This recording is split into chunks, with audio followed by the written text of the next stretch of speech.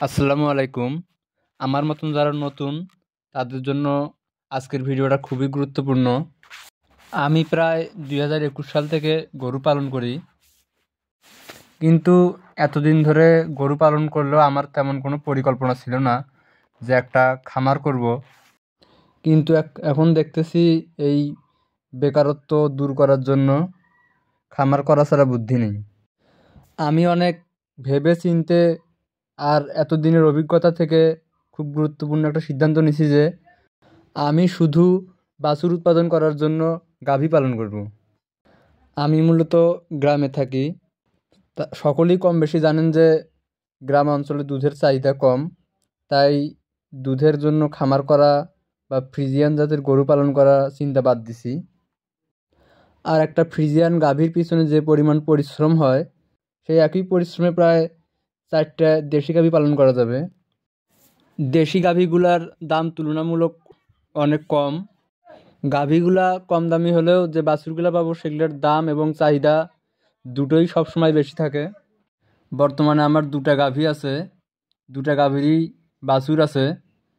এখন আমার লক্ষ্য হচ্ছে গাভীর সংখ্যা বৃদ্ধি করা, যাতে করে বছর শেষে বেশি বাছুর উৎপাদন করতে পারি। বর্তমানে যে বাছুরগুলো আছে সেগুলো আর মাস দুয়েক পালন করলে 2টা বাছুর দিয়ে 2টা গাভী কিনতে পারবো ইনশাল্লাহ। দেশি গাভী দিয়ে খামার শুরু করার সবচেয়ে বড় কারণ হলো দেশি গরুগুলার রোগ প্রতিরোধ ক্ষমতা সবচেয়ে বেশি। কেননা ফ্রিজিয়ান গরুগুলা খুব সহজেই বিভিন্ন রোগে আক্রান্ত হয়, যেটা নতুন খামারিদের জন্য একটা ক্ষতির কারণ হতে পারে। যে কারণে দেশি গরু দিয়ে আমি খামার শুরু করবো ইনশাল্লাহ। আর গরু পালনের ক্ষেত্রে আমি মূলত ঘাস নির্ভর। আমার 15 শতক একটা জমি আছে, যে জমির ঘাস দিয়ে আমি প্রায় 4টার মতন গাভী পালন করতে পারবো। তাতে আমার অন্য কোনো দানাদার খাদ্যের কোনো প্রয়োজন হবে না। আর দেশি গরুর জন্য এই ঘাসই যথেষ্ট।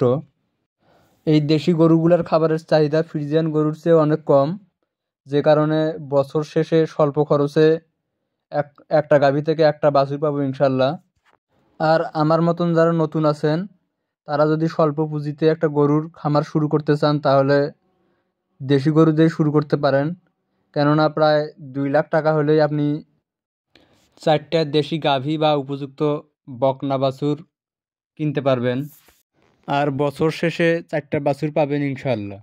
তাই আমার পরামর্শ হলো, যারা খামার করতে চান তারা দেশি গাভী দিয়ে শুরু করতে পারেন।